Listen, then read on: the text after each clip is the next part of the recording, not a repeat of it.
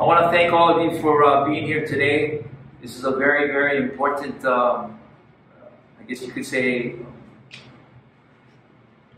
announcement that we're about to make for the Aiona administration. Why? Because this involves probably the most important issue that we are facing today and in the future if we don't have a solution to it. It's about a long-standing issue that has been with us at least for the last 10 to 20, 30 years. In fact, I've had some realtors say, in fact, I had a union official state to me the other day. He says he's been in the union for 40 years. For 40 years, he's been talking about affordable housing, affordable housing, affordable housing. So this is a very, very important announcement. And we believe that as Republicans, we have the solution. So the Hawaii Home Ownership Initiative is research-driven, and goal-oriented. The objective is to focus on local residents with the understanding that home ownership is essential to financial stability for Hawaii's people. At this point, I really want to emphasize something. 50 to 60% of our local people live on a month-to-month check. What does that mean? That means they could be without a home tomorrow, next year, or within the next several years. Now, through discussion and consultation with many of Hawaii's housing developers, realtors, engineers, architects, stakeholders, and in particular, longtime local affordable housing developer Peter Savio, it's confirmed. Our government leaders at all levels, federal, state, and county, have failed to provide the solution to Hawaii's affordable housing and rental crisis. So as the gubernatorial nominee of the Hawaii Republican Party, I think it is essential that we as Republicans take responsibility for Hawaii's affordable housing and rental crisis and provide the solution to this long-standing issue that has only gotten worse. I'm going to emphasize this issue can be solved, and we have the solution. Let's start with the problem. The problem is with the Hawaii real estate market and the effect that outside influences are having on housing prices and availability. The Hawaii Home Ownership Initiative is the solution to the purchase of affordable homes and rentals.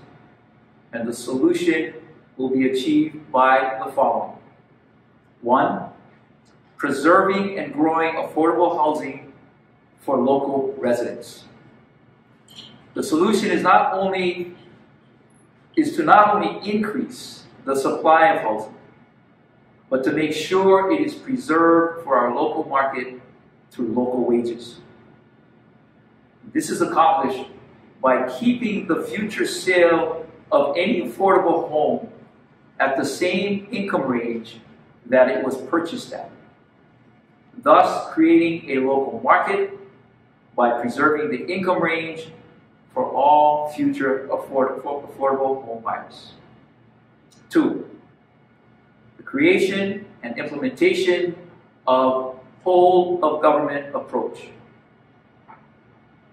And this is done by appointing a chief officer of affordable housing within the cabinet of the executive branch that is empowered to coordinate, leverage, and deploy all efforts and resources and execute cross-cutting measures directed to expeditiously build affordable homes. 3, create and enhance financial home buying programs. We want to enhance the hulume for buyers of affordable housing. And we want to transition governmental rental programs to tenant-owned. And lastly, to attract and empower local families, businesses, and individuals to create a hui to build affordable homes and rentals. A local hui of families, businesses, and individuals are encouraged to build affordable homes at a reduced profit through the state's reduction of their development costs by guaranteeing a portion of the development's financing. So how do we do that? The state will guarantee 100% financing with non-recourse lending. We will also enhance our HRS 201H statute and revisit the Land Use Commission's mission to assuring that proposed housing projects will benefit the people of Hawaii through affordable housing. It's our position that these steps ensures that the Hawaii Home Ownership Initiative is sustainable and housing remains affordable for local residents beyond the first owners. Now, to kickstart this, we have the ability to do it and increase the supply of our homes for our local real estate market through the Department of Hawaiian Homelands. One, it should be noted that this is a housing market that is tied to local wages. And it's our firm belief that if we change the lease that our beneficiaries now have, which some describe as a crop shares lease because it has no value to it, to a modern lease which has value to it. The value through the lease provides the beneficiaries with the ability to obtain financing without a down payment. In addition, it provides equity so that they can use it for home improvements. Development and construction of DHL homes will release thousands of residential homes and rental units in the general market. And you add to this the current affordable housing developments that are now currently done or being done and are on the books, and the Hawaii Home Ownership Initiative is a real solution for the people of Hawaii. Any questions? No. Yeah. When you speak to developers, what are the biggest obstacles that they face to developing housing projects, affordable housing projects? Because it takes a long time to go from blueprints to actual shovels in the ground. What's their biggest obstacle that they're facing to getting that done quicker so that more homes can be brought online? Everything you just stated is accurate in regards to permitting, land use, hearings, contested case hearings, etc. But from my discussion with them and my consultation with them, it's really financing. I think we just had a affordable housing project in Kapolei that was delayed. Now I think it's going to be 2 more years when it should have been. I think shovels should have been in the ground next month because of financing. They lost the financing. So that is one of their biggest obstacles for affordable housing. But our fourth point in regards to the hui is something that I think is it's not creative in a sense because it's been around for a while. We've lost that, and but I think that's really the answer to having more developers involved in affordable housing. That concept, the vision of that concept, is to actually create hundreds, if not thousands, of developers who are these small little huis that can do affordable housing. Because remember what I said, 50 to 60% of our population is living month to month. That's something that's real. That's something that can happen today, and we can't have that. Something that hangs over our heads. So it's going to take this kind of leadership. It's going to take this kind of vision. It's going to take this kind of will to make it happen. The 201H process, what are you thinking of revamping in that area? Well, I think we can do a little more with that. I think it's being used, but it's not being used enough. And we can supersize it maybe by maybe creating a little bit more incentives in regards to the roadblocks that they face, which was just mentioned here, permitting, things of that nature, and maybe we have to specifically put that or delineate that in the statutes. So you would want the 201H process to cut through more red tape than it is now? Yeah. Okay. You mentioned Hawaiian Homelands. Is there some kind of like restrictions upon like you maybe having manufactured homes put in place and having a development of manufactured homes instead of, you know, construction workers building it from the ground up? No, there's no restriction as far as I know, and I think self-built homes are part of that program, and I would strongly encourage that also because it brings down the price. But remember now, we're building communities, right? So we want to make sure that when we build these communities, that everybody's in tune. We don't want to have, you know, a little, you know, micro home here and then, you know, self-built here. I'm not saying that we have homeowners associations within the Department of Homelands, but what I'm saying is that I think with what I just mentioned in regards to the lease, the changing of the lease, and the ability to finance now, that you're going to see some really quality homes being built and upkept, you know, throughout the years. Because I mean, you have like communities on the mainland, you know, like I mean, you call them trailer parks, but they're like manufactured homes, and they're all the same. Yeah. And it's all laid out, and people, it's lower to manufacture, and they're lower to buy, and it's easier to people to get in, and it's faster, it's quicker. Is that something that you guys might? I think that's really up to Hawaiian Homes and the owners, the beneficiaries, and how they want to develop their homes and move into their homes. That's not something that's going to be restricted. Remember, the focus of this is the solution to the affordable housing problem that we have right now, and the rentals. Let's not forget rentals now. So one thing I want to say about rentals is that, you know, the initiative that we have right now addresses that tenant, right? Tenant to own, tenant to owners, because home ownership is really, I guess you could say, the crux of this problem. When we have home ownership, when our residents have home ownership, they have wealth. And with that wealth now, they increase the quality of their life. We sometimes forget that the real value to home ownership is that we lock in one of the biggest costs that we have in the state of Hawaii, and that is what? Housing. So we lock it in. We lock in that price for 25, 30, 50, whatever the mortgage is, right? 15 years, 20 years, 25 years, 30 years. It's locked in. It will never change. And in addition to that, once it's locked in and we're building our equity on it, we get more value, we get more wealth, right? And with that, we can enhance our lives accordingly. So at the end of 30 years, we don't have a mortgage. In the 25 years, we don't have a mortgage. In the 15 years, we don't have a mortgage. Where does all that money go? It goes to our wealth. We're building wealth. So that's the essence of why we say this is a solution. And this is why when I started and I said, what's the problem? I said the Hawaii real estate market. Because we're thinking about it, and this is where the Democrats go off on a tangent. Because they're focusing on it. And I'm not saying that it's not an issue, right? Permitting is, you know, land use ordinances are, etc. They're problems. But when you just focus on that, and your ultimate goal is just to build, build, build, build, in the market, what does that do? It increases the price of the home. And this is why we have such a disparity right now between what's affordable, which ties into your local income, or your income range, right? The local income range, and what we got on the market. So the idea with the rent-to-own program is for government rentals. If you're renting, then you're building equity, and you have the option to buy.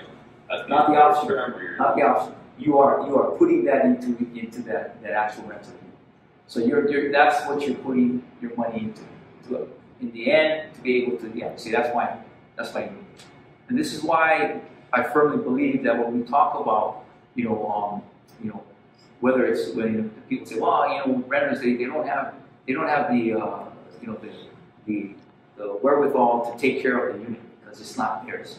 Well, when you're renting to own, now you got skin in the game, right? And now you're going to take care of that unit. You're going to make sure that unit is upkept, it's maintained, etc. And that enhances our market also, right? The quality of the homes. But then wouldn't that be removing some affordable rental units from the inventory for people that people could then move into? No, not at all. Because they're coming in and they're being able to use that. We're not changing the prices now, remember that. Nothing's being changed in regards to the pricing of it. It's going to remain the same, but the difference is you're able to use, the rent that you're paying for it, for the purchase of it online. I've heard the term housing first thrown around in regards to homelessness. Would you consider this proposal a housing first solution, or what are your thoughts on that kind of program? The housing first, if I understand it correctly, is strictly for the homeless issue that we're facing right now. And the concept behind that is if you put the homeless into homes, that's the biggest obstacle they have. And everything else that follows that, substance abuse, mental health issues, etc., will be taken care of because they're in a home. That's my understanding of what housing first means. This is definitely not a housing first project. Your first point on keeping the future sale value within a certain income range, how do you view that? I mean, the sale price is the Good question. That's determined by the market, right? Yeah. So this is going to take sacrifice on the people who are buying affordable homes, right? They're going to have to agree that we can put it in the deed that the future sale of that home will be done at whatever the purchase price was. So as you all know, in a lot of these projects, you will have affordable homes tied into the area median income, right, the AMI. So it's whether it's 60%, 80%, or 100%. So when they purchase it, they're purchasing at that income range, right? So I'm at 80% AMI. I purchase it at that range. So in the deed, there'll be a restriction that will be in perpetuity. It'll be in that deed restriction for the length of that home, the future of that home. So if you sell it, some people won't sell it, they'll keep it. But if you do sell it, it'll be sold at that AMI, that area median income, 20 years from now, 30 years from now, 10 years from now. And it's just a thing you put in the deed. And so it does take sacrifice because now instead of selling it at what the market may have 30 years down the line at 100%, I'm talking about market value, you're going to sell it for what it would be worth at 80% AMI. You're still going to have the appreciation and everything that goes along with it, but it's not going to be as much as it was. So it's sacrifice on all of us. I mean, we talk about that. We talk about keeping our local market local. We talk about taking care of our local people and making sure homes are affordable. Well, this is the way it is because you can't put a price on affordability. I mean, people say, "Well, what is affordable?" You just can't because that's the market. The market is complex, so you can't say $400,000 is affordable. It's affordable in Wailakahala, is that affordable in Hawaii? So this is what defines affordable, right? The income range of our local market. So it's basically to make sure that if somebody buys an affordable unit, they can't go ahead and flip it for a profit. Correct. Well, they're gonna make a profit, but it's not gonna be at that market rate. For those 50 to 60% of us who live paycheck to paycheck, what is your message to them with this plan? Hey, thank you for that question. There's hope, guys. There's hope. But you're only going to get this. This is only going to happen if you vote Republican, if you vote for this administration. I can tell you right now, again, as I open this up, long-standing issue that has not been solved. It just hasn't been solved. That's the problem. You got Band-Aid approaches that have been happening year after year after year. And I can guarantee you, for those of you who you just talked about, if you don't vote Republican and you don't vote for this administration, 40 years from now, like that union leader, you're going to be talking about the same thing, affordable housing, affordable housing, affordable housing, except it's not going to be in Hawaii. It's going to be somewhere else. Your only wish is that you can come home. I've heard too many stories about families where the children can't come back, the grandchildren can't come back. And it all ties into housing. This is why this is our main priority from day one. When Governor Aiona and Lieutenant Governor Tupai are elected and we step into that office, this will be our priority because it's that important. Thank you for the question. Okay, thank you very much, everybody. I do want to mention this. We are going to follow up on this initiative throughout the state. I know that there's probably many more questions, and when you go home today, you're going to say, "Oh, wait, okay, I got a question here." But I think you understand the concept right now. You understand what we're talking about, and that this is a real solution. So we're going to be having town halls across the state, on Kauai, on Maui, on Hawaii Island, and of course on Oahu. It's going to happen, obviously, within the next 4 weeks. We'll probably have the last one in the middle of October because we want to get this message out before the ballots drop so you can make your informed decision and you'll hear more about it. Okay? So I just wanted to let that be known. Thank you very much.